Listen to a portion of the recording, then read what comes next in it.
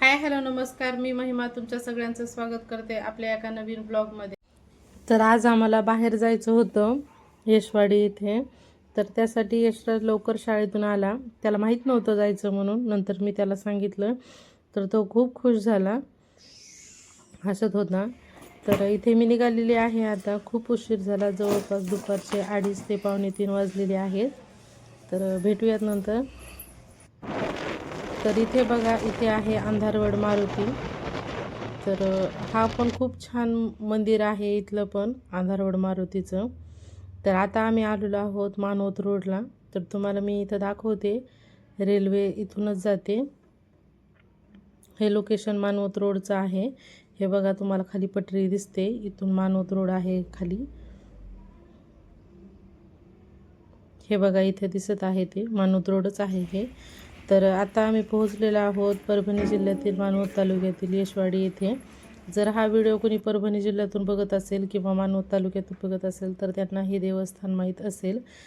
तर माझ्यासोबतही आणखीन होत्या। तर इथं आम्ही पोहोचलो। तर हे मंदिर खूप पुरातन काळातलं आहे आणि छान आहे हे मंदिर। पहिले छोटं होतं, आता ते पाडून नवीन मोठं बांधकाम चालू केलेलं आहे। तर इथे बघा, विराजला चप्पलच निघत नव्हती। तर ह्या मंदिराचा परिसर खूप मोठा आहे, मंदिर तर मोठा आहेच पण त्या समोरचा परिसरही खूप मोठा आहे। इथे हनुमान जयंती असेल किंवा शनिवार असेल तेव्हा खूप गर्दी असते। आपण जर एरीच कोणत्या वारी आलो तर तिथे तेव्हा गर्दी नसते आणि दर्शनही छान होतं। आज आम्ही इथं आलो होतो तेव्हा गर्दी जास्त नव्हती, असे थोडेफारच लोक होते, त्यामुळे आमचं दर्शन छान झालं। नाहीतर एरवी आपण शनिवारी किंवा हनुमान जयंतीला आलो तर खूप गर्दी असते इथे। हे बघा, असं काहीसं आहे हे मंदिर, मंदिराचा कळस आणि परिसरही खूप मोठा आहे। तुम्हाला जे समोर रंगीबिरंगी कपडे दिसत आहेत ते, तर इथे असं म्हणतात की आपली जर काही इच्छा असेल तर एका पिसामध्ये नारळ घ्यायचं आणि आपली इच्छा बोलून इथे बांधायचं, म्हणजे जी काही इच्छा असेल तर ती पूर्ण होते। आता सगळ्यांचं दर्शन झालं, मीही दर्शन पाया पडून घेते। तुम्हाला मी जवळून ही मारुतीची मूर्ती दाखवते।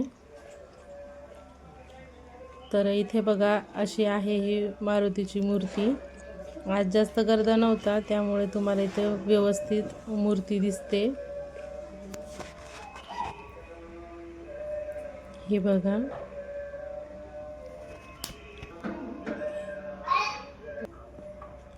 तर दर्शन माझं छान झालं। तर तुम्हाला आजचा व्हिडिओ कसा वाटला मला कमेंट करून सांगा। चला तर मग आता निघूया। तर तुम्हाला हा माझा व्हिडिओ कसा वाटला आणि जर कुणी हा व्हिडिओ परभणी जिल्ह्यातून बघितला असेल तर मला कमेंट करून सांगा। भेटूया पुढच्या एका छान व्हिडिओमध्ये।